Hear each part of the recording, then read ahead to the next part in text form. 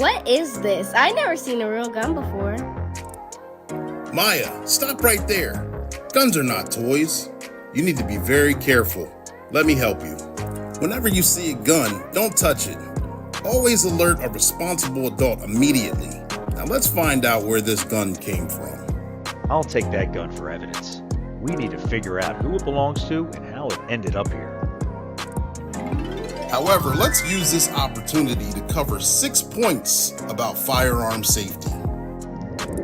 Number 1, lock it up. Always store your gun in a secure and locked location. Number 2, know your target. Be aware of what you're aiming at and what is beyond it. Keep your finger off the trigger until ready to shoot. Educate yourself. Take a gun safety course and familiarize yourself with your firearm. Point number 5, always treat a firearm as if it's loaded. Just because the magazine's not in it doesn't mean there's not a bullet in the chamber. The 6th and final point, never, I mean never point your gun at anything you're not willing to destroy. The Eagle of Justice. It's important to remember that improper handling or misuse of a firearm can lead to accidental discharge, potentially resulting in a much larger and more dangerous situation. Kraken and I can help track down the owner of the gun. Let's get to the bottom of this. It is illegal to abandon a gun in a public place. We must find the responsible party. Oh no, Be Safe and that kid found the gun I was trying to hide. Ooh, you fool! We need to find a way to steal it back before we get in trouble. There they are. Kraken found Rob You Blind and Treacherous Tony. Ooh. Oh man, Be Safe. We did it! Great job, Maya. You helped prevent a dangerous situation. Remember, gun safety is everyone's responsibility. Well, there you have it. Another successful mission in promoting gun safety. Remember, kids, if you ever find a gun, don't touch it. Tell a responsible adult immediately. Thank you for teaching me, Sergeant Be Safe. And that's a wrap to our caper. Rob You Blind and Treacherous Tony are back in jail again. Remember, gun safety, kids. And that's your tip of the day to get you on your way.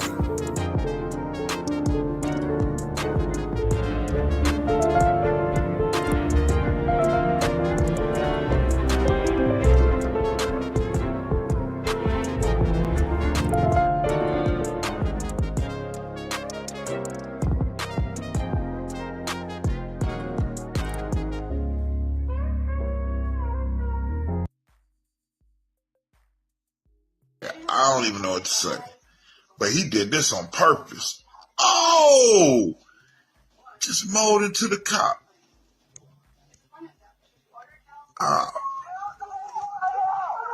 And he got out talking. Okay.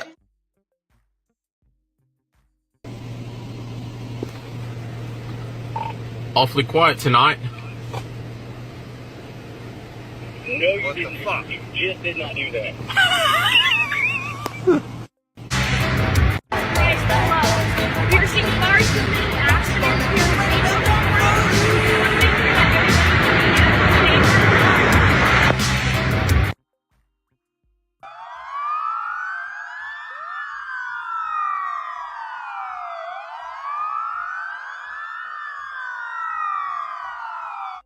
Welcome to Black and Blue, the podcast that brings you the untold stories behind the badge. Every week at 7 p.m. Eastern Standard Time, we dive deep into the lives of our unsung heroes, the first responders and law enforcement officers who put their lives on the line to protect us all. So join us as we humanize the badge. We shed light on the incredible individuals who wear it proudly. From rookies just starting out on their journey to seasoned vets with years of experience, even retirees who continue to make a difference in their communities. Come with us and discover the trainings that mold us.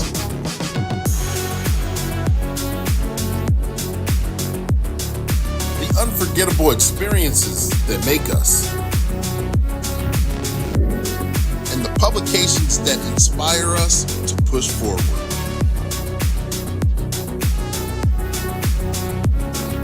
So So buckle up and get ready to embark on a thrilling journey through the lives of those who protect and serve.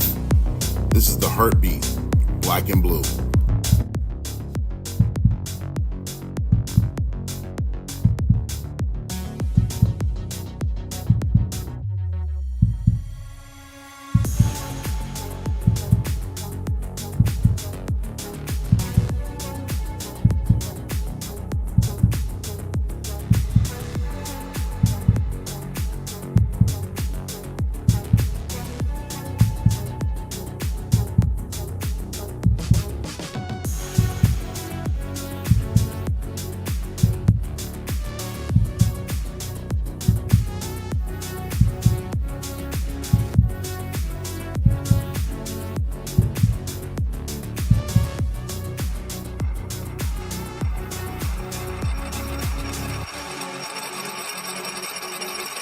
Black and Blue, where the stories behind the badge are true.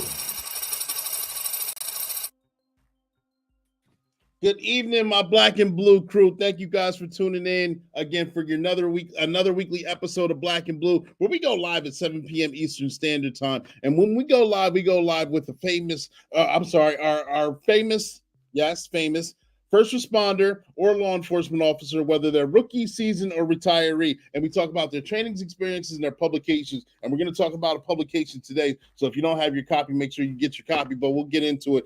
I'm your host. I'm Coach Clea. I'm Clark Tent. I'm the host of Black and Blue. I'm Ecclesiastics 302. Yes, you guys heard it. If you know what 302 is, then you know exactly what that is. I'm the code is Code Switching Detective. I'm Clee, C-L-E-E, continuing law enforcement edutainment. I'm your host of Black and Blue, and I'm proud to bring to you a special guest. We had him on here before, and we're going to bring him back here again today. His name's Jeff Daukas. We'll get into his intro momentarily. But this is the podcast where we go live at 7 p.m. Eastern Standard Time weekly. We're on live on 5 different platforms. That's right, 5. We're on live on 2 on Facebook. We're live 2 on YouTube and 1 on LinkedIn. And when this is all over, this also gets uploaded in Spotify. And for those of you that were on here last week, I apologize. Something happened to the stream halfway through it. And on our end, we continued on the conversation, which was a great conversation, but it did not record, it did not save, so I'm not able to get that second half of the conversation on there. But we had a tremendous interview with the famous Matt Davis, and I actually met Matt Davis through Jeff Daukas right here. So this is a nice follow-up to that same interview that took place last week. But Black and Blue is sponsored by, you got to see Sergeant Be Safe. Sergeant Be Safe has his own YouTube channel. Make sure you tag, like, share, and subscribe to that. Go ahead and give me a couple likes so we can hit that algorithm. But Black and Blue is sponsored by One Way Publishing. One Way Publishing is a publishing company that you can see behind me. I wrote my 5 books and 2 digital books, and their clients got to make their dreams come true as well and get their books published. Their motto is they can turn a mere thought into a book that's bought. So if you're thinking about writing a fiction, nonfiction, a cookbook, a devotional, whatever it may have you, One Way Publishing is that publishing company that's just for you. If you're looking to come onto the show and be a guest, then there's a way to reach out. One Way Publishing also sponsors Sergeant Be Safe and the voiceovers for that. And guess what? Jeff Daukas is a voiceover for the Eagle of Justice, so fitting for it. But if you're looking to be a voiceover for the cartoon, that's how you will want to do that as well. All right? But getting all that out of the way, this is Black and Blue, where we humanize the badge. We humanize the badge through the cartoon Sergeant Be Safe. We humanize the badge by our guests and the topics that we discuss. And the topics change weekly. So make sure you guys check out. If you haven't checked out any other show, make sure you guys peruse them. You don't have to watch them from the beginning to end unless you want to watch them on 2x speed. And I get it. We all have our other things to do in life, and we all have other things we need to follow up on. But this information is valuable. So I enjoy coming to you guys. I enjoy bringing these guests, and I hope you guys do as well. And to be cognizant of time, I know that we have our special guest. He may or may not have a little bit more extra time, a little bit not so much. So we're going to jump right into it and get this interview started, because I know that's why you girls and guys are here, and I can't wait to have them. Ladies and gentlemen, if you haven't seen him on the show previous to this, make sure you check that other show out. But a lot of things haven't changed and some things have, all right? He's got over 25 years of experience in the field of law enforcement. He's also a ranking supervisor in the field of law enforcement currently. He talks about courageous mobility if you check out his website, and he's gone on many different podcasts many times before. He's also provided the foreword to this book, Strands of Eternity by Dick Odom, a great friend of ours. And so I know,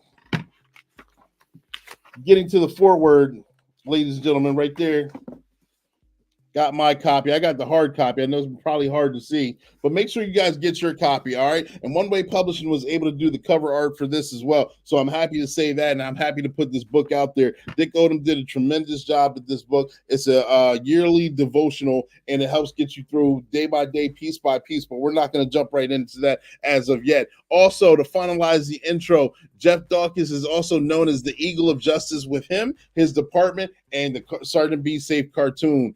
So make sure this is a live interview, ladies and gentlemen, boys and girls. Get your questions ready. I forgot to say, if you're looking for that announcement, make sure you put your name and where you're from in the comment section. I'll give you that shout out that you're looking for. If you have a question, make sure you put that in the comment section as well, and we'll address that comment. But without further ado, I'm going to bring him to you. What happened?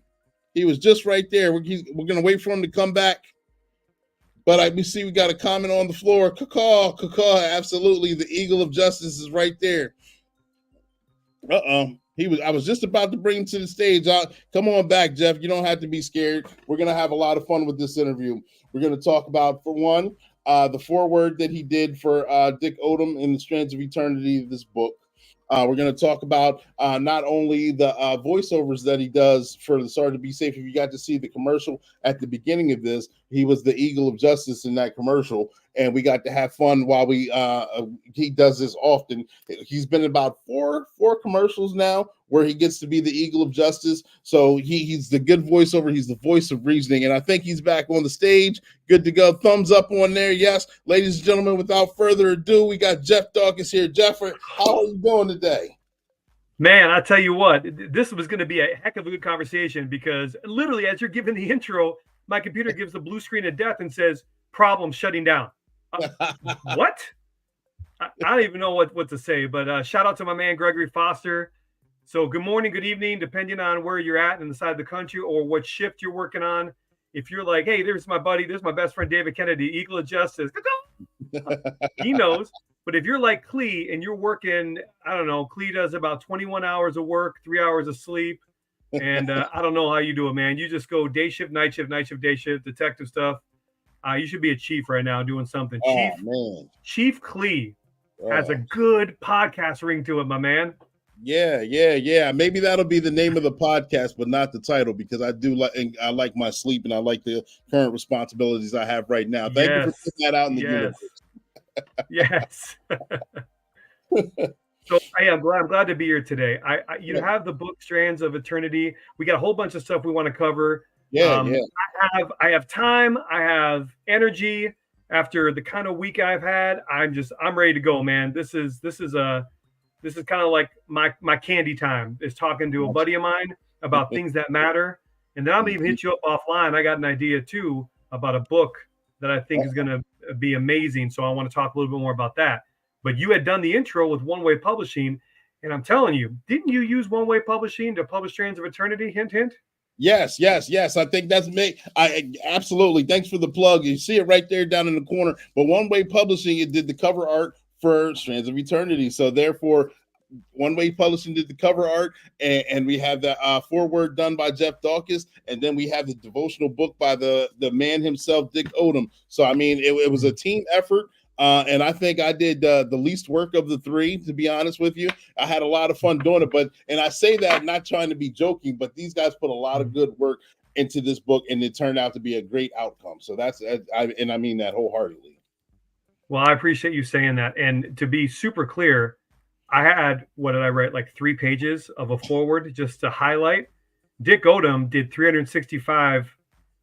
He is the man. I contributed nothing. I say that tongue in cheek, because one of the poems is actually based on me. It's actually called Courageous Nobility. Okay, you know what? I missed that one, and I saw the one Through the Eyes of an Eagle, I believe it is, or the Eagle. Yep. I actually like that one's Jeff right there. Yeah, and so that one, and there's another one, day 300 actually, because I got all of them. So if you're going through it, you're probably on your like 50th day right now, because it's been out for about 40, 50 days. Mm-hmm. But as you get to 300, it's called Officer's Path. and I don't want to spoil it for you, but and I'm going to tell you about something. I'm going to read the courageous nobility one to you because it's pretty cool. It says, courage of might stand proud and true. Courage of mind battle through. I'm reading over here. Courage of heart remain brave and true. Courage of our Lord always stand through. Courage of Christ to thy heart flee. I stand before thee with courageous nobility. Okay. And so he sent it to me and he said, inspired by Jeff Daukas. And so I just think it's super cool because these things that birthed out of Dick's life, and this is what it's about. So if you haven't had a chance to read any of his other books, The 99% Outlaw, if you haven't read The Oathbreaker, there's a new book coming out that he's excited about, and maybe even another one that he and I get to collaborate on if I'm lucky. But if you haven't seen his life, he is writing these series of poems as a way to process through different phases of his life. And it's very intentional. So he's not just writing happenstance devotionals. As you know, talking with him, you're going to see all kinds of things in his life played out in these different poems. And what's super cool for me as a Christian is that he ends up popping a solid Bible reference at the end, so that if you want to check the scripture and kind of see how it connects, then that's how it does there. So application, truth, it's what we're about, baby. That's what we're about. Yeah, absolutely. And I'm glad you jumped right into it because, I mean, you guys know I send out a list of questions and sometimes we stick to them. Other times we don't like to keep the conversation going. But we knew we were going to be talking about the strands of justice and the effects that it has on us or others, or the possible effects that it could have on someone who's looking for some sort of devotional. But I say all that to say, how did you get to come to meet Dick, and how did he ask you to do the foreword for his book, to actually have the honor and the pleasure of doing that? Yeah, so I was at a conference last year. Yeah, SETI P, good evening, Coach. I was at a conference, and a retired Sheriff Andy R. Hughes, I don't know if you know that name, if you had a chance to talk with Andy, he is another man that you definitely need to chop it up with. He's an amazing individual. I'm a good friend of his now because I interacted with him at the conference and we kept up over the year. Okay. So he tells me, hey, he says, you got to reach out to this guy, Dick Odom, because you guys would talk forever the way things go. And so I'm on patrol one day. I was just writing radar tickets to try to get my guys to do something. And next thing you know, I'm like, I'm just going to call this guy. So I call him and we ended up talking on the phone for an hour until I told him, I said, Dick, I have to go. Like, I'm actually on patrol right now. Eagles got to fly, baby. So we started laughing and we promised to stay in touch, and we did. And intermittently, we've had these conversations that have let me learn about him. He's learned about me. And what's nice is that, and you know how this goes, right? When you speak the same language of law enforcement, because it is different, he can say something. It's like you're opening videos. Like, I laughed when that girl got soaped by that cop. Like, that's funny. And the dude that says, hey, it's kind of quiet tonight, we all know, like, bro, you just literally lit up the triple shooting, right? Yeah. Certain words, there's certain comments you do not say until the end of shift, and certain things you just know. Like, all the new guys that come on, I in roll call, they're like, oh man, I hope it's one of those quiet nights. I like, you just did it. Yeah, and everybody just looks at him like ever. And it's funny too, because I know David Kennedy's on here. He's a former deputy, and he's probably laughing right now because it doesn't matter when you served; those things are real. But there is a language, right? And so when Dick and I start talking, and I'm listening, and I've never met him in person, but I feel like I know him intimately because of the conversations we've had. We've had hour-long conversations, many of them, talking about life. Yep. And when you actually peel back the layers of all this, you see the expression of his heart in his books. He processes all through this stuff through the books. And actually, he sends me a message one day. He says, hey, you know what? I have all my poems. I have all this out here, but I'm kind of stuck on a name. And I just responded back. I said, how about Strands of Eternity, where the soul and the badge intersect? I remember. Yeah. And he was like, yeah, because you were on that. I saw the email go through. I'm like, yeah.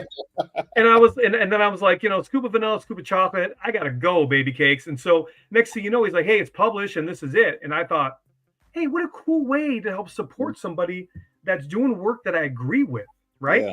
So many times we get people that are going south in their career, and maybe somebody tells, like, there are a couple key things, couple key books. Like, I loved Emotional Survival for Law Enforcement by Kevin Gilmartin. Mhm. You know, that's kind of, I think everybody should be reading that book regardless. I mean, if you've ever been in law enforcement, you need to pick up that book. But then, you know, I wonder what happens, because here's what I'm seeing. I brought my son with me who's almost 17. He's an explorer. And I had one of these new officers that works graveyards that just came and talked to me. And I told him I'd help him with some career planning. So we met on Monday at Panera, which is my second office apparently. And I brought my kid with me because I wanted my son to meet a police officer. You know, again, I want him to be with me because that's how mentoring should be done. Like my son, I'm the coach Cleve for my son, right? And so my boys understand what it means to be men, and I want them to know how to interact with other adults. So anyway, so we start chopping it up, and he made some good statements. He's got 3 kids. He's been on the job on his own, I think, for 2 months. But I asked him, I said, so what is your plan when eventually things go dramatically wrong in your life? And he just kind of looked at me, and see, you're nodding your head up and down. And anybody listening that has more than, I don't know, 5 minutes on their own in a job can see a pathway where there's going to be not just rainbows and unicorns, but there's going to be bombs and bullets, right? Yeah. And so you're going to get blowed up on some of these things. And how you respond and rebound off that, getting back off the X and back on the horse is important. And so what I like about Dick's current book, the devotional, is that if people are going to do what he says, is just read it. I mean, I would say you should read the foreword, because I was able, that's a good plug, I was able to put things in there that are relevant, and it affected me when I read all of it. And then I wrote my foreword after, because I wanted to digest really where Dick was taking us on this journey. But if you were to go through this, now it's not the be all end all, right? It's not going to get you a raise at work. It's not going to fix things, but I'll tell you what it is going to do. It's going to give you a path so that if you got things spinning up inside, that you can read this and go, hey, you know what? My man probably went through something like this. I can hear his heart. When I read it I can see it. And then my encouragement is, Dick's email is a 99% outlaw. It's just like, hit him up. He's on LinkedIn. You can hit him up, but you should talk to this guy. He has a crazy cool story. I mean, he's run $1 million companies. I mean, the guy is incredible. So if you have an opportunity, you can join the journey with him, and you can really see kind of like a crystallized view in 1 year what it took him 30 some years to live through. Oh yeah, absolutely. So that's my encouragement to people, especially when you're spinning and you don't know where to go. First, I would say, especially nowadays, like I read yesterday, I don't know if you saw, but 2 cops ended up taking their own lives yesterday. Yeah. You know, I mean, one on the East Coast, one on the West Coast where I'm at. And I just think to myself, if you're listening right now, or you put this out and you ever need someone to talk to, man, you can connect with me. I'll tell you what, you can connect with Cleve. You reach out, courageousnobility@protonmail.com, or hit me up on LinkedIn, drop your phone number, and we'll connect. I don't get why we let all these things in culture take away what we are and who we are. That's who we are, yeah. We can't let that happen, Cleve. We can't do that anymore. And I'm not willing to stand by and let it happen, which is why, you know, we're wrapping it back up to the book. This is just another springboard, hopefully, into conversation. That's really my goal. Relationships are built through those one-on-one times, like Dick and I have, like you and I have. And I mean, if we're doing our job correctly and mentoring people and helping them, then this should be something that we talk about. Yeah. Yeah, I know. And you mentioned, I think 2 days ago, maybe 3 days ago, I saw an article, as in a video online, up north, northern department. I don't want to say it. There might be a couple guys on here. It was an officer who was going through a mental crisis. He was off work. He tried to do suicide by cop and wounded 2 of his own guys from his department, where they were forced to take him out of this world because of it. And it's unfortunate because so many people are riddled with that. You got the officer himself, you got the wounded officer, you got that department, you got their families, you got the community, and it just dominoes and affects so much. And it's like, where's the point where this could have been preventable or salvageable or manageable to the point where, you know, we don't have to ruin the person or the lifestyle or the society, where we could get back to point X and do something positive and make that change, or let that person get get the help they need, or whatever off their chest, whatever it may be. We all go through our own different struggles, and we may not recognize them all the time as well. So that it kind of makes you wonder, like, man, we're taking our own out, and we're the number one self-deleters of our own selves in this occupation. It's a shame. Yeah, it is. And I will tell you, somebody who has become a close friend to my wife and I is Dr. Olivia Johnson. I don't know if you know that name. She's been on the show. Yeah. So Olivia is amazing. And so I sent that to her, and that is her passion, is figuring out how do we intervene, and help remediate people that feel like your IA investigation is something taken.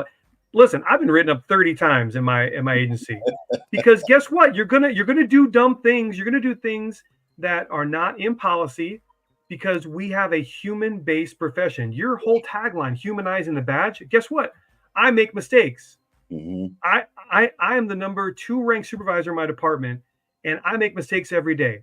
But in humility, with nobility and courage, I own them instead of the mistakes owning me. And then next thing, you know what happens? Yeah.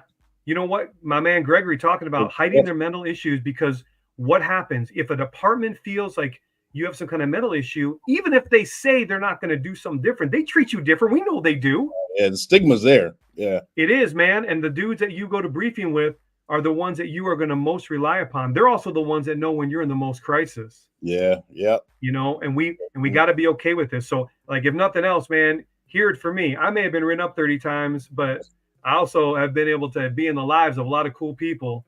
And I tell you what, if you think about legacy, that's kind of what we should be looking at all the time. Not because we want people to remember us, but for me personally, I want people to remember Jesus Christ. Like, that's who I stand for. And so my legacy needs to be how I impact and affect and influence other people. And if it's on the job, man, if it's about their faith, about their family, ultimately, this is just a job. 10, 15, 20, like you, man, you're going to be doing it for 50 years. Like, so you after your 50th year, at some point you got to stop doing this, man, and just be Coach Clee. And then you chop it up with the rest of these guys here, but then your life goes on. Yeah, absolutely. Like, our life has to go on. And that's why I love I want to talk about Sergeant Be Safe, man. So, but I want to ask you a question. I know you interview everybody, and you're like, you're like the Johnny Carson. He likes that. Everyone likes to put me on the spot, but it's cool. I'm ready for it. Let's go. Yeah, man. You're like the Johnny Carson. You always got ready. You're ready to flip on people. It doesn't even matter. You got a snake run on. It doesn't even matter. But I want to know, when you created that cartoon, the first one you created, why did you create this way to interact with people? Why did you do it?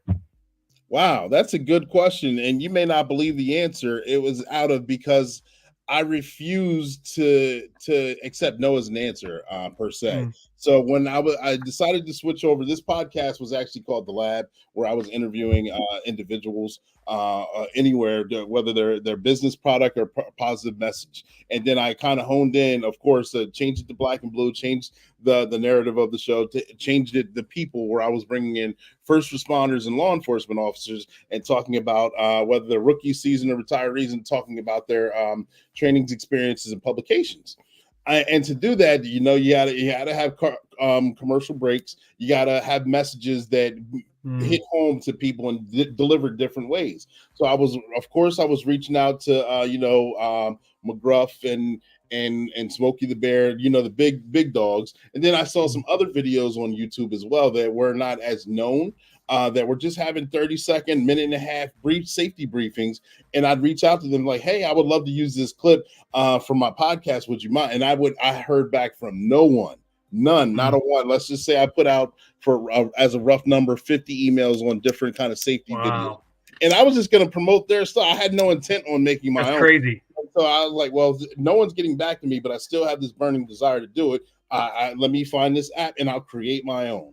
And I created my own. It was just going to be Sergeant Be Safe. And he was going to have a safety message, and that was it. And then it turned into a skit. Then it turned into, hey, I want to be on. Hey, make a character for me. And then it grew. It's still growing because now I'm getting voiceover. Hey, you didn't ask me if I could do a voiceover where I'm going. So now I got people who they want to be a character. I got to come up with a line. It takes a lot of work, trust me, just to do one cartoon. If I actually did it from beginning to end, which I do it in breaks, it'll probably take 2.5 hours to do.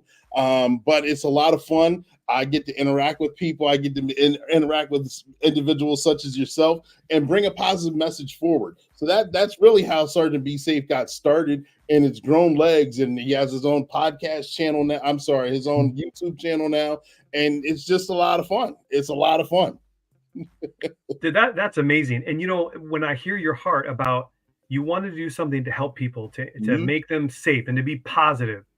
And then the things that are the most positive, those old boys aren't even getting back to you. It can be a kick in the face. You go, well, what are you going to be about then? Because I'll tell you what you know what I see when people are not willing to come back to you. They're about money, and you're about people, and I'm about people. Which is after me and you chopped it up last time, and I got to sell you on why the Eagle of Justice is the wisdom of the group. You know, even with just watching the eagle fly from the just fly off there. After dropping like this mad weight, like massive knowledge, it's funny because again, you got Travis Yates, you got Chad Bruckner. These are solid guys. The guys that you're using all have the same connection, which is why I wanted you to tell it on the podcast. Like this is exactly why you did that.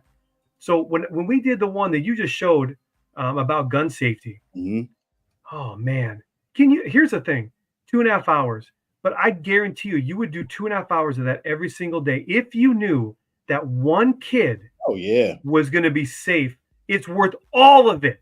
For me, for you, all of it, man. It doesn't matter. And so you have to keep strong with that. You have to keep looking for people to inject positive atmospheres and positive energies and good stories with safety lessons and essentially just connecting. We just need to connect with people. Exactly.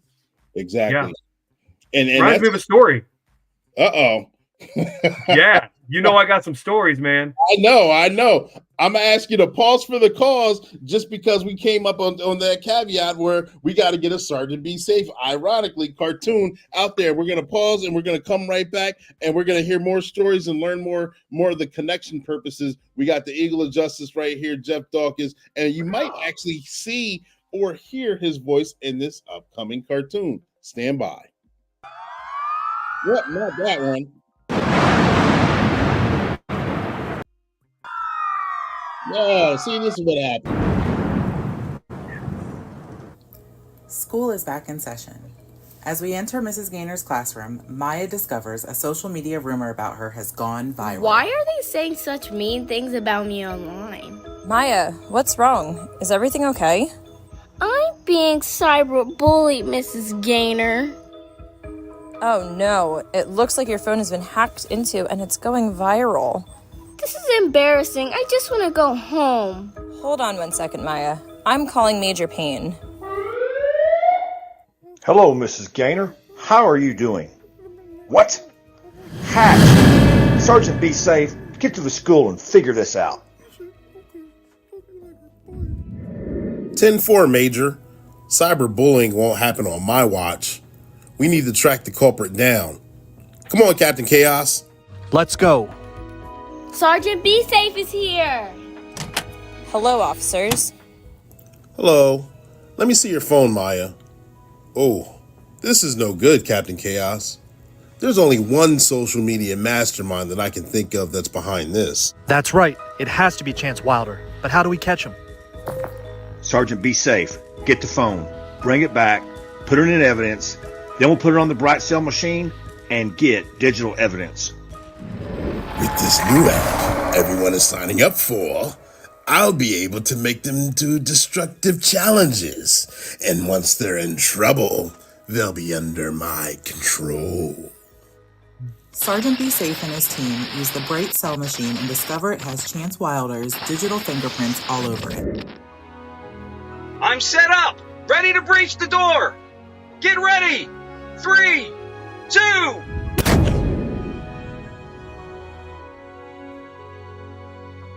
Okay, class, it's time for lunch. Maya, hold your head up. Things will be okay. This is the worst day of my life. Don't sit at this table, Maya. Those things I saw in the app, it must be true. Yeah, and to think, we thought you were nice and respectful. Why did the math book look so sad? because it had too many problems, like you. Go away. To be continued. And that's your tip of the day to get you on your way.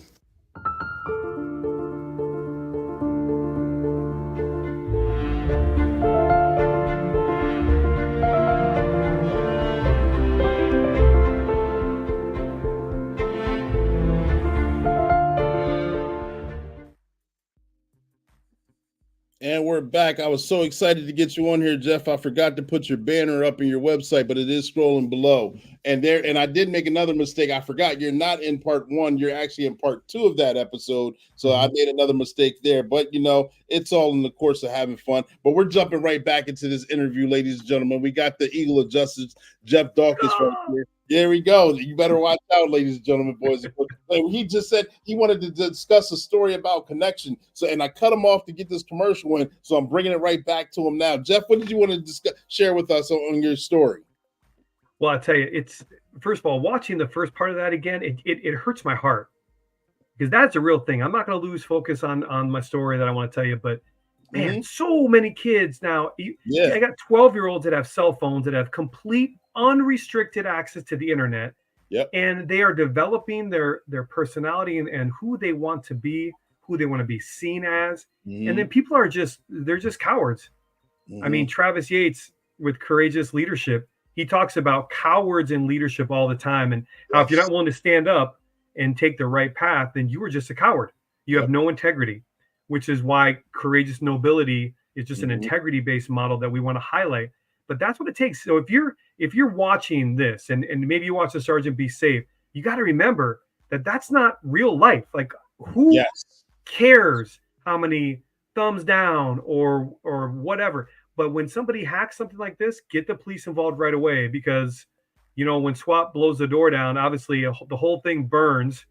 I saw the door. I'm like, my man just used a little bit too much deck cord on that. End up looking like a Monsters Inc. door, but that's okay. We got to ask Chad what he was doing as his character. He's crazy. He's crazy, but so like that's a real thing. And so if you guys have any issues at all, definitely find the police. I supervised a unit where we actually worked computer crimes, and it was crazy the amount of stuff that's out there. Yes. Can't give it all away because we don't want the bad guys to be poaching, and we definitely want to be knocking on the door with the SWAT team. But let me flip the script a little bit and tell you about a story that happened last week. Sure. So there I was, Eagle of Justice, minding my own business. I was going to go have my cup of coffee at QT. They're so nice to us there. They have like a cold brew machine now. It's just it's a thing right there. We just love all those things. So I'm all ready to go. I got my travel Vital Proteins collagen that goes in my coffee now because I'm gonna be like Coach Klee and get like all muscle and everything, all big. So I'm ready to go. So I go in, I get my coffee, and this guy walks by me. And so about that time of the morning, it's about 6:30ish, depending when I get out of the station. So I get a lot of guys, a lot of contractors starting at QT to get their cooler filled up, get all their gas in their equipment. And this guy walks by, and he's got to be, I'm not kidding, size 54 chest. He's 5'6". He's got a dog tag around his neck, and it's almost like a choke collar, and the tag sticking out the side here. And I just watch him walk by, and he's like, "Hey, good morning, sir." And it's just common courtesy, but yet you don't get that as a police officer. A lot of times in the morning, people will avoid my gaze. They won't say hi. Yep. And I just said, "Hey, good morning. How are you?" And then I asked him, I said, "Are you a Marine by chance?" He's like, "Semper Fi." I go, "Yeah, okay, there you go." And so we start walking out, and I asked him a question because again, right here I am with my coffee. It's this old boy's getting his coffee. His crew, I didn't realize it. I'll tell you later on, but he's a supervisor, and actually he's a main guy in this company. Okay. And I just asked him. I said, "Hey, what's the best way that cops can help you in your life this week? What do you think we can be doing to help you?" And he stopped, and we're like right outside the QT by where the homeless dude has already picked up a sign and walked away because he knows he's going to get that from me later. So now we took that seat, and we chopped it up for 15 minutes. Me and this guy that I just met, he was so positive and so gracious. And ultimately what he said is, he goes, if we had more cops that would just stop and talk with people, he said, everybody is looking for ways to support good versus evil, justice versus injustice. People just need to see cops as human and not doing, he said, I know you guys got lots of calls. And I told him, I go, I'm a supervisor, man. Only call I'm going to is a call for lunch, second lunch. What did Frodo say? What, first breakfast, whatever. Yeah. But so we were just laughing. He says, my company, he's a rep of this company, we want to donate a bunch of Thanksgiving dinners. Do you happen to know people in need? Like, do we know people in need? To get my Kamala Harris eyes there, but of course we know people in need. We run into them all the time. So I gave him my business card. I asked him to look at another thing, and I want to talk about something else after. But this connection took place, and I followed up with him. And so now we're looking to. He wants to donate 5 Thanksgiving meals to families, and then he wants to be part of a Christmas toy drive. Just him and his company. Just basically, what spawned from a conversation. Yeah, you know what that took, Clee? It took me recognizing that, man, there are human beings all around us. Yep. And I've been saying this for years. And my best friend, David Kennedy, there he is. I knew he would jump in. Because he's got another comment on the floor. I didn't put it up there yet. It's based on the last conversation with phones, with technology. I put it up there now as well. Satan yeah. Destroy these poor kids. Thank you for addressing that urgent matter. Yeah, I didn't want to disrupt your OODA loop. Yeah, no, we're totally good. David does it all the time. We do this with each other. But I always tell people that the next face in front of you has to be the most important face in front of you. There's something about a genuine track of attention when you give somebody your time and your heart. Yeah, they actually give it back to you. And it's almost like the whole world is like my virtual background. It's just all blurred out, and you're just dialed in on somebody. And when they see that you're willing to be real, man, there you go. I'm sorry. There you go. Dude, you're Coach Clee, man. I'm just picking up from you, man. I don't got a red and blue light. I got the red and blue flag. And then, here we are. But yeah. See, pretty cool. It is pretty cool. And that interaction, it says a lot about the character of the individual that you met and your character too. And to actually sit down and have the conversation, it was meant to be that you guys met and were able, not only during that conversation, come up with an idea and a plan to actually help out other individuals other than yourselves or the department or anything, just people in general. And that's what we're here to do as a first responder and in law enforcement, is to be of service. Yeah. And you know what, man, we can talk for 2, 3, 4, 5 days straight, but ultimately what it comes down to is we have so much. I mean, look around your life personally. You mean you have had conversations offline, and your life isn't perfect. My life's not perfect, but you know what? I throw away more food than some of these guys are eating during a week. Yeah. And just the perspective of that, the perspective that we have something to give. We do. We have something to give. And it's, if nothing else, you may not have $1 to your name. You may not have anything you think worth having, but you have your time. I'm thinking about a story in the Bible when Peter and John walk by this guy and he's asking for money, and he looks at me and goes, I don't have gold and silver, but what I have, I am going to give to you. In the name of Jesus Christ, stand up and walk. He just gave him his time, and he gave him the most true thing in his own heart. He just said, this is what I'm about. I'm just going to give it to you. And so I think that's real. Connections, whether it's my son, whether it's your guests, whether it's that rookie officer I talked to, or my lieutenant who is just an amazing man helping people out. It's all about connection and giving time and making people feel validated. Yeah. That's deal. Real. Yeah. Sergeant Be Safe has got that one pegged up, ready to go. Hey, man, that's front line genuine, straight from the heart, man. That's what I'm talking about. That's the epitome of humanizing the badge right there. Right. Doesn't get any better than that. And you know what? I didn't get any extra money for that. I didn't get any extra coffee for that. Truth be told, now I have a burden in my heart for this man and his company and his family. So I added more work in my day, just be praying about and think about this guy. But it's 100% worth it, because I know that if we had 168 hours, which we do every week, to do with what we're going to do, man, if you're gonna get on here and one of the comments is going to be in, oh yeah, my Madden 25 team is just going to crush you. If that's like your week, you are missing out. Then you need to read Strands of Eternity, because there is an eternity and we are stranding through it. Come on, man. You gotta do that. I like that connection right there. Dude, you know me, man. I'm that chain link fence just holding people together.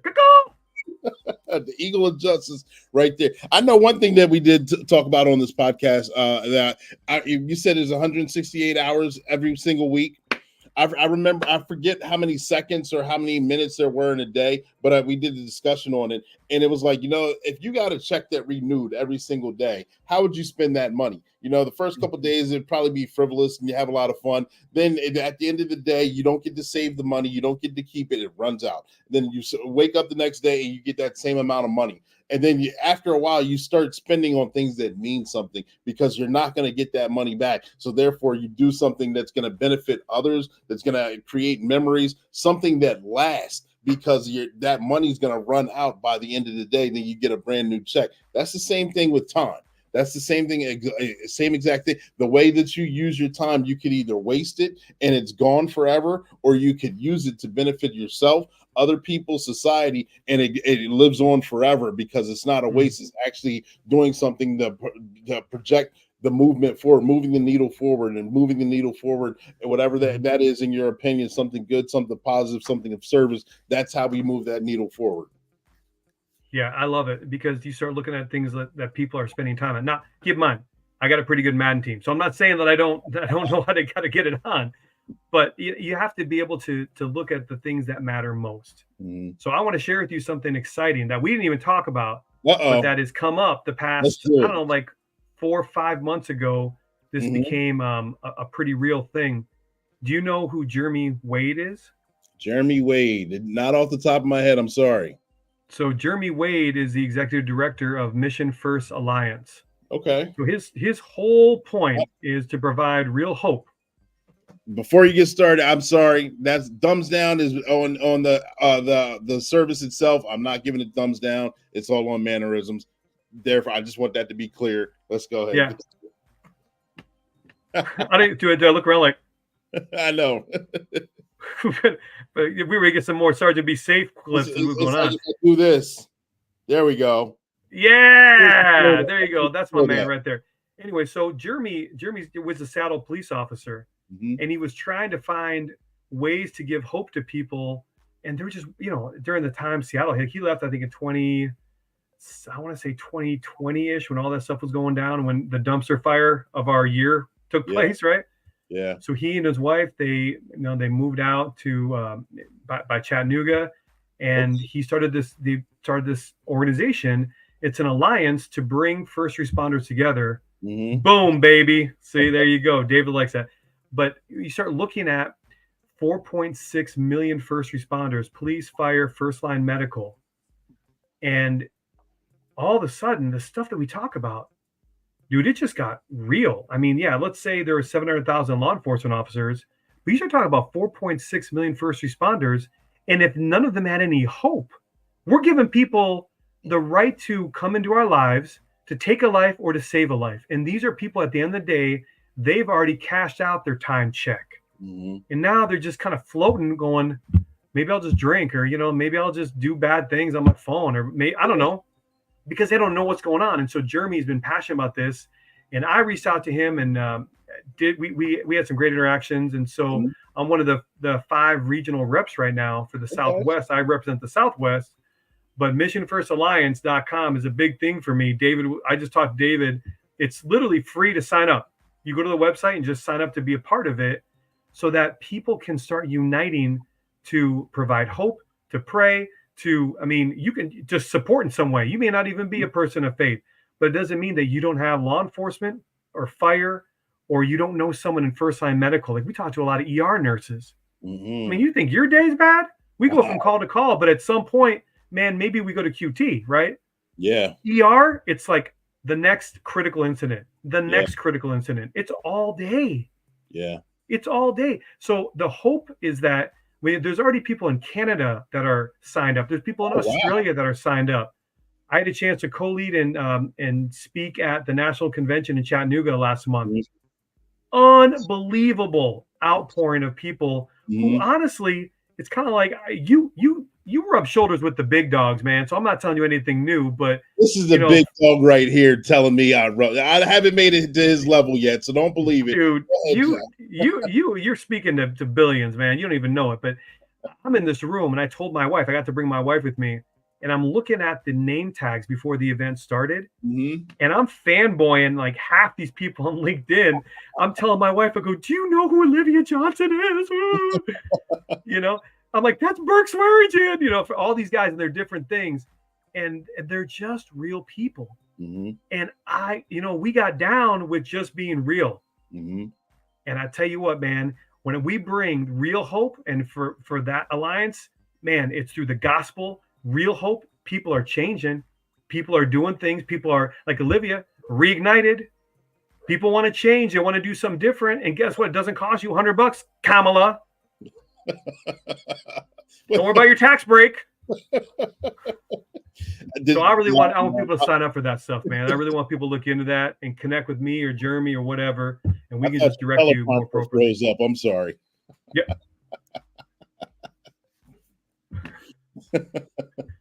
So there you go. That's something else extra for you. You didn't even know we had. Yeah, there we go. Seriously, man. When do you get a chance to rest? When do you get a chance to actually the kick back and play Madden if that's your thing, your favorite pastime, or whatever your favorite, because you're involved in so much. Supervising, being a mentor, working in your faith, and writing forewords and books, doing voiceovers, helping people nonstop. You're a very busy man. I don't get. I know where we live the life of service, but you got to have that time to recoup as well. Yeah, it's true. I love David putting that out there. EMS doesn't have firearms. Yeah, I know. We had that discussion in roll call a couple years ago. Yep. Yeah. I want to be nice all the time, different level of anxiety, and to be nice to people that have a hard time trying to connect with them. Absolutely. I don't know. That, David. Yeah, David, that's a good call. And David knows he's worked in all kinds of industries. He's worked as dude was a county coroner. He was a cop. He's biomed. I mean, the dude is. There's a reason he's my best friend. So to answer your question, my wife and I have purpose to be extremely disciplined with time. Like you nailed it with, if you're going to spend a time check, what's that look like? And so we constantly are talking about how do you regain 10-minute blocks of time in your day, because we waste time all the time and then complain that nothing gets done. Yeah. It drives me crazy. So technology, I am not the best user of technology. I don't know the Snap Tweet, the Meth Books, I don't know what it is.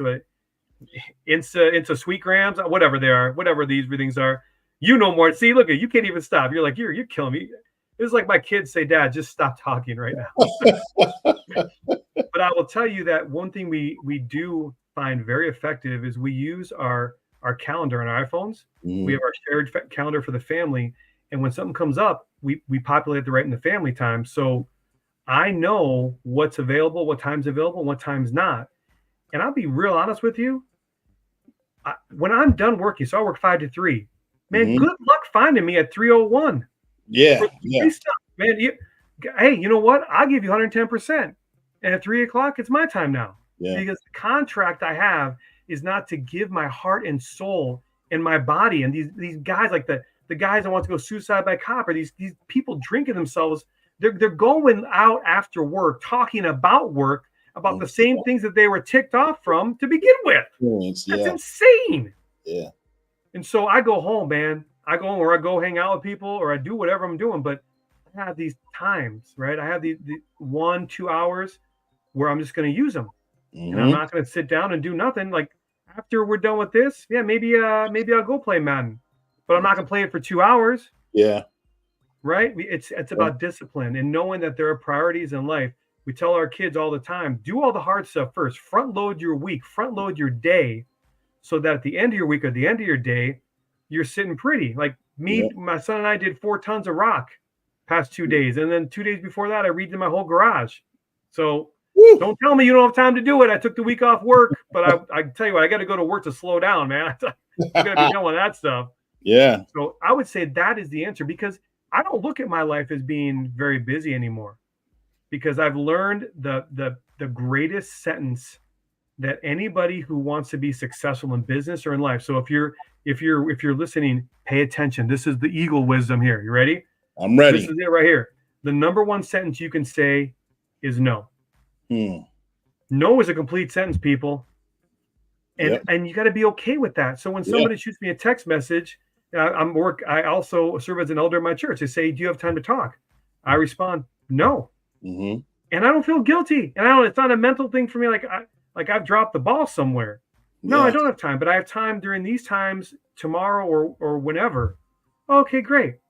When you start learning how to prioritize your family, we are so good at giving everything we have, time, talent, treasure, all our money away, all our time away, all the things that we do, the public speaking, your publishing company. You give all that away to people at cost, but certainly it's your time. And then later on, the people that you say you care about get the scraps. That's not acceptable.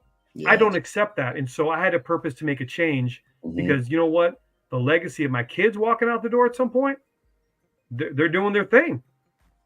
And if they're going to reach back and pick up the phone and call the old eagle, I want it to be because we set the right foundation and spent time with them. And I can do all these different things too, but you know what? Right now, this is the season for this. Maybe season for something else when I retire in 100 years. I don't know. But I guess that's a good answer to your question, is recognizing that there are limits to what you can and can't do, and saying no to people is okay. Showing them you're human. No, I need time to recharge. I need to see my family. I need to play Madden because this boy's talking trash, something like that. And it's biblical humility to say no, to accept your priorities. We want to serve everyone, but we have to focus on the people we can affect change upon. Absolutely. That's big. Yeah, that's big. You can't drive the car to Florida all the way from New York if you don't refill the tank itself. You do have to refill that tank so you are able to help other people out. Truth. Yep. Truth. But ladies and gentlemen, boys and girls, we're going to jump to part 2 of that commercial with Sergeant Be Safe that we just saw part 1 of. The Eagle of Justice is in this one, so stay tuned. And let me know what you think about it. Let me get a caw, Jeff. Caw! Where we left off. Maya arrived at school. She was happy as can be. And then she found out something bad happened. Her phone was hacked. There were videos of her. Maya was embarrassed. Kids at school were making fun of her, forcing her to leave. It was discovered that Chance Wilder was behind this. The police tried to arrest him, but he got away. Which brings us to our next episode. I'm set up, ready to breach the door. Get ready. 3, 2. And we now start part 2.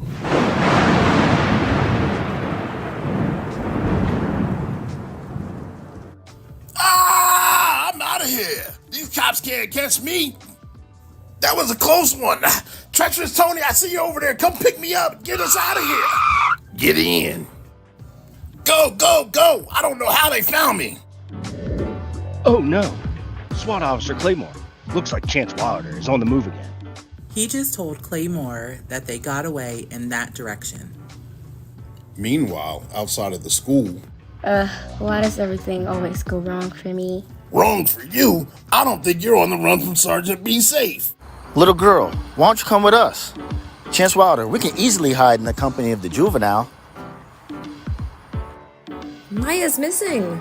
We need to find her before it's too late. Sergeant Be Safe, Captain Chaos, you know what to do. Oh no, this isn't good. Do any of you kids know what happened to Maya? Sergeant, be safe. We might have accidentally upset her and sent her off crying. Well, let's work together to ensure Maya's safety. One bad event can lead down the rabbit hole of terrible outcomes, okay? Remember, being nice to others is important. It can prevent a lot of trouble, and it keeps everyone safe. Kraken and I will get started on finding a scent right away. Come on, boy. We won't rest until we find Maya and bring her back safely. Meanwhile, back at the Internal Affairs office. Please come in, Claymore, and have a seat. I have a couple of questions for you about breaching the door, your perimeter, and how Chance Wilder got away. Oh, that's great. Well, I promise I did the best I could. Should SWAT Officer Claymore get in trouble, or did he do the right thing? Sergeant Be Safe, the track stops here, unfortunately. Kraken is picking up other scents that are similar to Chance Wilder and Treacherous Tony. Oh, no. You don't think they took her, do you? We won't let Chance Wilder and Treacherous Tony get away with this. We must bring them to justice. The bad guys got away. Maya is still missing. And Officer Claymore is in trouble. Oh Stay my tuned God. for part 3 as the saga continues. And that's your tip of the day to get you on your way.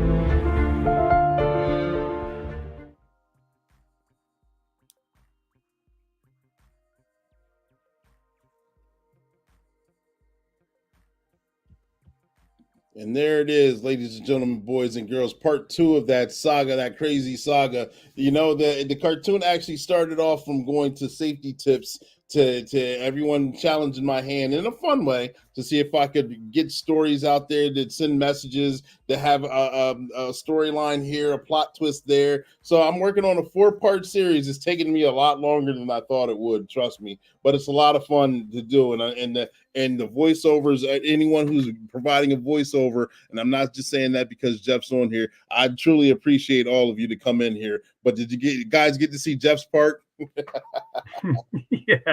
Yeah. You know, you keep doing these multi-saga event things, and it reminds me of, because you and me are about the same age, and so I remember getting ready for school in the morning, and there was G.I. Joe at 7 a.m. Yep. And there was always, you know, the more you know, right? And so, and so you're the new G.I. Joe. I don't even know what to tell you. I mean, Chad, you don't want the cop answer for the door thing. I'll just we'll save it for you. How you unfold that in episode 3, okay? Yeah, we'll see how that happens. Maybe we'll see. You know, I mean, mistakes happen. We'll see how that plays out. Yeah, I love it, man. That's cool. We got another. I do amazing voices. Just saying. See, this is how it grows. This is how he actually does. He actually does. It's crazy. And so I'll have to get you guys connected offline just to talk, because he is an amazing guy. And we talk to him. He's hilarious. He's hilarious, and he knows how to keep a conversation going. And he does great voice impressions. All right, he's a heck of a good singer too. So who knew? Wow. See, and Jeff calls me the top dog, but Jeff is the one who keeps plugging people my direction, and he knows everyone. We know where the truth is, and I'm okay with it. I enjoy talking with him, and he's doing tremendous things. But we know who the top dog is, and it's yes, sir. Love this, but build your catalog of voices. Dude, you're gonna be selling like your whole set, like people sell their book and stuff, man. It's just you sell your voices and people. You know what's really cool about this too is that everybody that you think I know that, there you go. Yeah, you're right. Think about everybody that you've connected with by doing the podcast, or by your publishing company, or by you just having like coaching people through life. All these people are going to tell at least 5 other people about your experience or their experience with you. And so, you know, every face matters, right? And so you build into somebody, and next thing you know, it's 5 other people that are being built into. Yep. And so you have the sacred privilege. You are the Coach Clee. You are the man with the plan. And so just keep getting people moving forward. Like you said something that was really interesting earlier. You said, it's all about how we're going to move the needle forward. And I think people, they like to take that phrase and talk about money, or they talk about prosperity. They talk about the house. I'm going to move the needle forward. I'm getting this new Ferrari, or, you know, I'm going to upgrade my wife, get a new trophy. Like, come on, man. Moving the needle forward to me means, how are we going to use the gifts that God gave us to impact the heart of someone we've never even met? Because, dude, that would be cool Yeah. It's going to be cool when someone down the road says, you don't know me, or some comment on Sergeant Be Safe. You don't know me, but it was really cool because my kid who's 7 or whatever, or the guy, because he loves the cartoon, says, you know what? My kid was safe and I just want to say thank you. Wow. Can you put a price tag on that? No, you can't. It's those moments that mean a lot too. The blindsiding moments. I haven't had that with the cartoon as of yet, but in this career, working this in one shape or capacity since 2004 till current, to have someone that was a juvenile or very young, and then you see them again, and you run into them at the strangest places, and I mean strange place, like you're out, you ran out of bread or you ran out of cheese, so you go to the store just to get some more cheese so you can finish your sandwich or something before the game starts or something. It's one of those moments, and you want to be in and out, and you're like, "Excuse me, sir. Yeah, what's going on? You don't remember me, but," and I'm like, "Uh-oh, Here we go." Yeah. Here we go. You don't remember me, but you came to my house on this domestic, and you did this, and this, and it was so monumental to me in that moment that since that day I've done this, and this, and it was because I remember the words that you said, and I'm like, wow, That's crazy. Remember that incident at all, or this person, and they're standing in front of me and they're saying that I changed their life because they remembered something I said that was maybe 12 years ago or so. Those are the moments that you're like, man, I'm glad I came to the store to pick up this cheese for this sandwich. Yeah. If not, I wouldn't have had that moment, and that moment is priceless. It is. And so part of me cleaning out my garage and just, and I recommend everybody, if you have an opportunity, to take advantage of doing something like that. If you have stuff in your garage you haven't seen or used in 10 years, it needs to go. So I was doing a purge, and I found a box of old printed emails, and I was, what is this? There's probably about 50 of them. Wow. They were all letters of appreciation or emails of appreciation from citizens. Oh, wow. Over the past 25 years that I had made a point, because I remember telling her early on that, hey, I need to highlight these good points, because if something bad happens, I want to remember that there were people that actually were affected in the right way. Yes. And so I just kept them. And I always thought to myself, this would be cool to show my kids someday if they're like, hey, Dad, you ever, as a grandfather or something, do you ever do anything cool in law enforcement? Yeah. And to show them, hey, here's this book, hint, hint, Real-Time Legacy, my man, Real-Time Legacy. But I mean, that can be, I have a great idea for how to use stuff like that as an inspiration to people, and to show the human side that, hey, you weren't always great, but when you had to be, you were. Yeah. And people's lives are changed, man. And I don't know, that's kind of that's my dopamine hit right there. That's the thing that, I mean, I don't drink anymore. Mm-hmm. I don't smoke, maybe I got a Madden problem here once in a while, but but I tell you what I do get hooked on. I get hooked on seeing people's lives change. And to quote you, I get hooked on moving the needle a little bit in whatever area I can do it. If it's in the podcast, if it's with, my boy David Kennedy, if it's just with this random guy that I meet at QT, that all of a sudden it doesn't matter what we were doing. Like, our jobs don't define us. Yeah. The titles in front of our name, I said it last time, titles in front of our name, letters behind our name, they don't define us. The character that's imperishable in the heart that comes out through our mouth usually, and through our wallet, that's what defines us. So my son's with me. We go to a chiropractor every week. Thank God for that, especially after doing 4 ton of rock. I can't wait to go back. Yeah. But so we go in the other day, and he walks in first. He signs us in. And I see a homeless guy, obviously homeless guy. He's walking in front of me. Now, I always have my gun and badge on me, always. It's my choice. And I walk in, I'm just kind of watching. Right away, I'm checking his 90, right? Yeah. Because I don't care. You're off duty. I don't care. You walk into a place that that this guy doesn't belong in. And I'm like, something's wrong. He had a backpack. And he didn't look, I mean, he's probably in his late 50s, early 60s, but he could tell he's had a hard life. So he hands this sweet gal at the counter a note.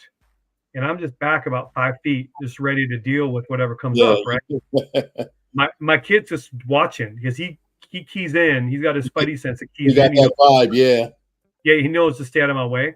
And I go, hey, give me that note. And I read it. And the guy says, I'm homeless, I'm deaf, and I'm mute. And I don't have any money for food. Will you please buy me lunch? Wow. And I was like, And I just told him, like, come here. And I brought him out. My son walks out. Actually, he stayed inside because he got, again, that looked like just stay inside. I don't know what's going to happen next, but you don't need to see DAD become EOJ. You know, you know. But I looked at him and I pointed like 3 businesses over as a Chick-fil-A. So I reached in my wallet and I was telling my wife I had $24 on me. And I had the same $24 on me for the past month, thinking, you know, I don't carry any money on me. Whoever carries cash anymore. Yeah. I just had it. I don't know what I was gonna buy. Probably some high protein things so I can get all big, huge, like Clee Tillman big. You know, I was gonna do my proper eating. Yeah. Hashtag gains, right? So I just reached in and I just give him this money, and he looks at me and he looks at the money, and I point to Chick-fil-A, and he smiles and walked away. So I walked back in and I had a chance to tell my son. My son's like, "What did you do?" I said, "I gave him my money." And I didn't tell him. I didn't give the guy the money because I felt like I was earning a better position in life or whatever. It was just the right thing to do because you know what? I have a job and I already had lunch. Like we take the basic things for granted all the time. I tell my officers, you need to be spending $20 to $30 on people every month. I'm not going to order you, but if you can't see your way clear, oh, I'm so blessed by you. If you can't see your way clear to go ahead and help people out and spend some money at $20 a month, come on, man. You know, what I found interesting about the story that you just said as well is one thing that a lot of people haven't. We barely carry cash. You had cash in your pocket and it was just sitting there. You had no intention for it. You had no intent for it until the moment arose. And cash is also called U.S. currency, as in current. So it's supposed to be flowing, cash flow. It's supposed to be moving forward, always moving forward. So therefore, it's not supposed to stay stagnant, like we say on this podcast. Stagnant water attracts mosquitoes, but you kept the currency flowing by passing it on to someone who needed it, use it for something they needed, as opposed to you just having it collecting, staying folded in your pocket and smelling like the inside of a wallet. Which smells like courageous nobility, baby cakes. There you go. Oh, David. Yeah. And therefore, I know we normally, I got a couple things going on. I know you I don't want to monopolize your time so much there, Jeff. We're having a great conversation. I'd love to keep it going. But in the course of conversation, I may have forgot to ask a question or I may have jogged your memory.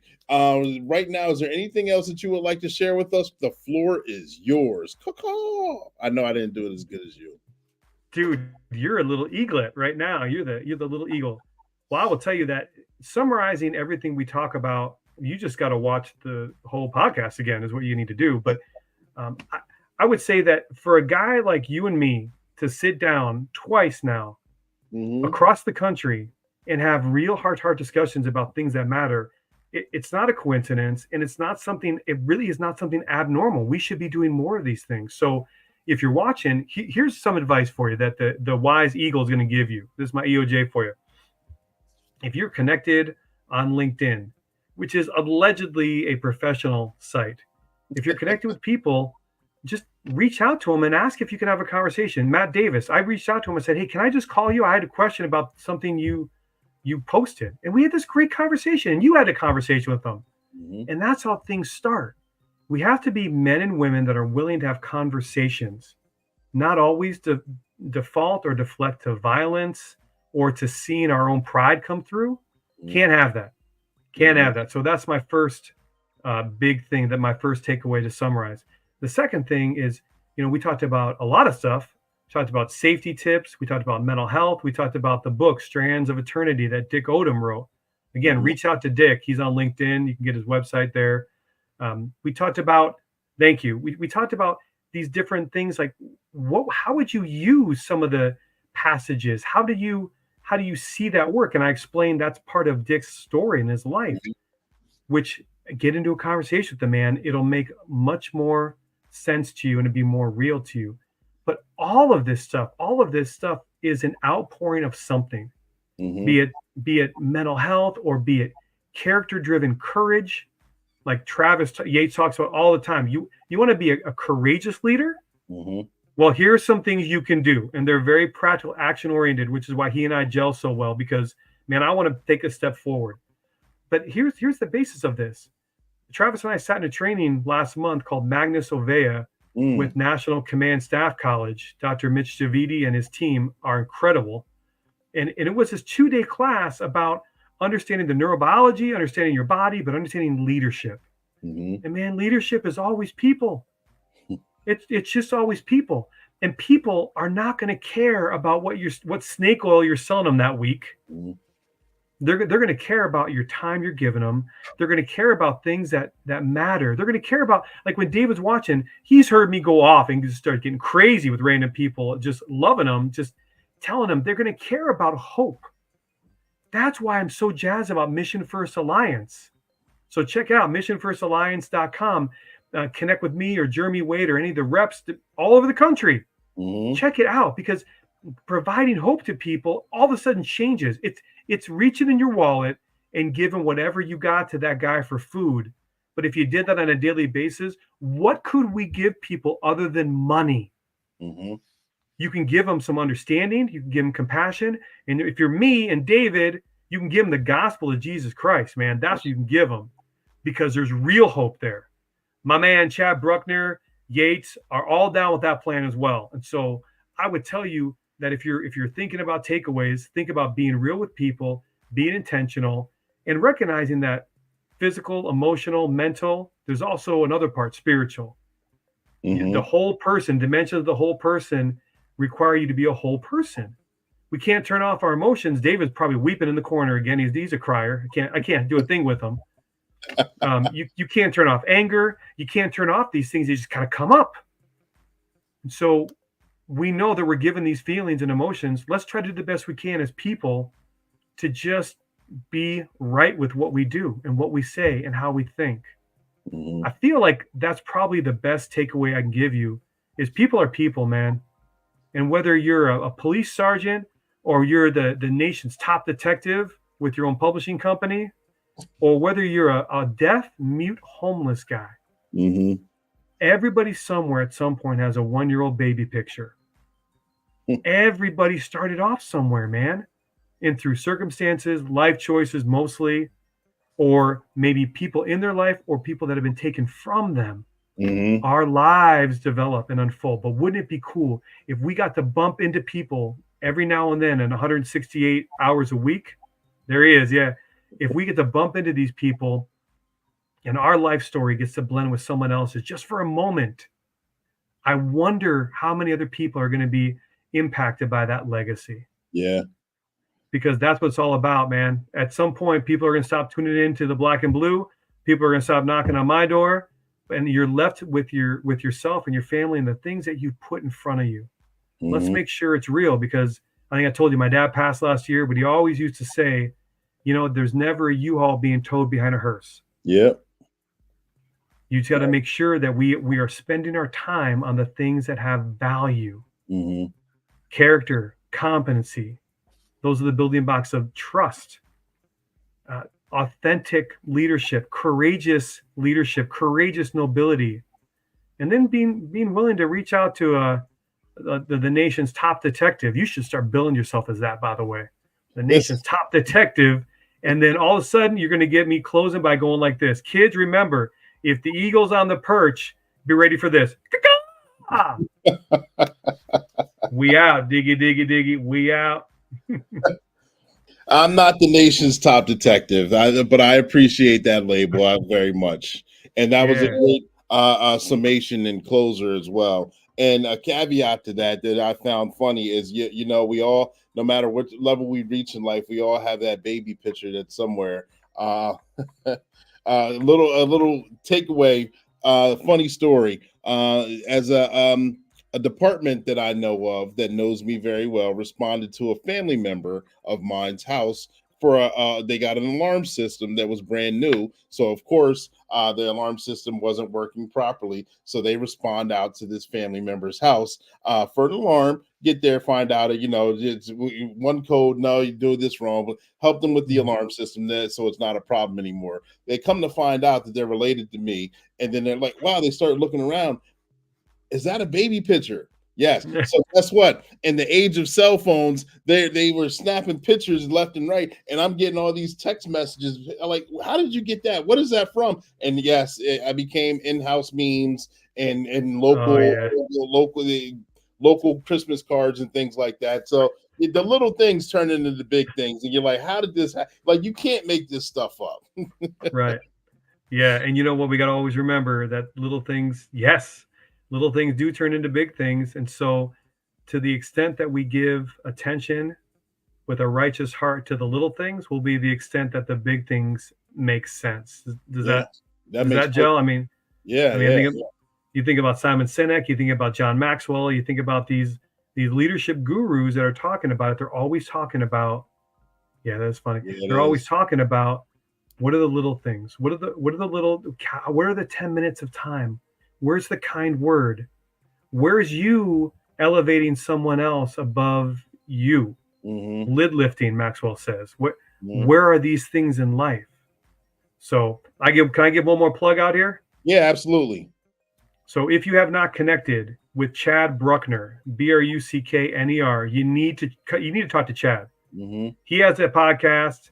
He's doing all kinds of stuff. He's in law enforcement. The guy is military, law enforcement. He was undercover. His story is a lot like your story, and he started looking at what this man is doing. He is helping join this courageous tribe that we got going of people moving the needle. But Chad Bruckner, Motivate Change on his deal too. Reach out to that guy. He's a cool dude, but make sure that if you're going to trampoline into all these people I'm talking about, you start with the big dog. You start with Clee Tillman. All right. And if you don't, he'll beat you up. He'll make you ready. Black and blue, baby. Oh, good. Yeah, I love how you go one way to another. We gotta love it, ladies and gentlemen, boys and girls. I hope you guys enjoyed it. I know I did. Jeff, it's a pleasure to have you on the show. It's a pleasure to have this connection. It's a pleasure to have your acquaintance, to be a fellow. Not even a book member, I guess we can say. That we were associated there. Pleasure to have you as a voiceover. So many wonderful things. This will not be the last time you won't be on the show at this capacity. Definitely not in Sergeant Be Safe form. But I appreciate everything that you're doing. I appreciate our friendship, and thank you for always saying yes for any question that I come to you with. Dude, my man, there's nothing off the table, man, because I know that you're going to try to move the needle. And I'm going to try to remember that this week. So, David, we love you both. David loves us. We love each other. Absolutely. That's a wrap, man. Perfect.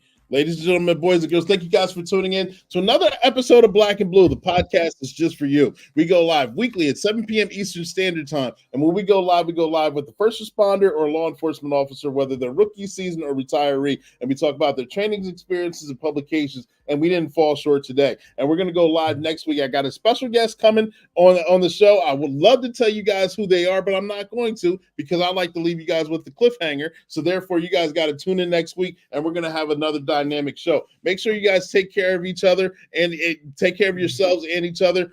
We all love you. 10-4, over and out. And here's another Eagle of Justice cartoon for you guys to say goodbye on.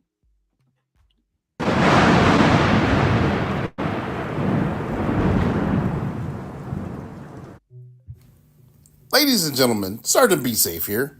We're going to do a roll call. Let me introduce you to the rest of the lineup. And here we go. Hey, crew, Captain Chaos here. I'm also a canine handler. Here's my dog, Kraken. Hello, everyone. I'm Major Payne, in charge of this crazy crew. Nothing gets by me. Good day, y'all. I'm SWAT Specialist Clay Moore, always ready to swoop in and save the day. Hello, folks. It's the Eagle of Justice swooping in, providing advice to set things right. Hello, Sergeant Be Safe, Captain Chaos. I'm your new district attorney, just in case. He is our district attorney trying to clean up the streets. Yes. locking up bad guys. All rise. I am the Honorable Judge Mint. I'm a division attorney scot-free, and my guys didn't do it. Ooh, I think I'm gonna like this city. Rob you blind here, and I'm here to cause total chaos. Yeah, I'm Treacherous Tony. I deal illegal drugs and pills. My new friends Robbie Blind and Chance Wilder brought me into their crew. Chance Wilder at your service. I guess I'll just cross the street here. You guys remember what almost happened to Megan. She doesn't always pay attention. Oh, geez. I didn't even see that car coming. Hello. Welcome back to my classroom. In case you forgot, I am Mrs. Gainer. Hello, my name is Maya. I could tell this is going to be my new favorite class. Hello, I'm Nasty Nina, and I'm gonna divorce this guy and take him for everything he's got. And I am her attorney, Wacky Techie, and I have nothing else better to do. I'm Hal Monitor, the neighborhood watchman. I'll tell Sergeant Be Safe about any suspicious activity. Oh my goodness, curriculum said me. Donde está? Tengo hace frío. That's why I'm a sergeant and you're not. I'm afraid. I'm worried. I'm trying to wait on these customers. I'm over here at Mario's bar. I'm afraid that something's gonna happen. You said you were gonna be here. You're not here, and I need you here now. I am the esteemed and pristine Reverend Wade Waters. You make sure you make it here on the right day at the right time, because I got the right seat for you, all right? And that wraps up Roll Call for you. See more educational skits on the podcast Black and Blue. And that's your tip of the day to get you on your way.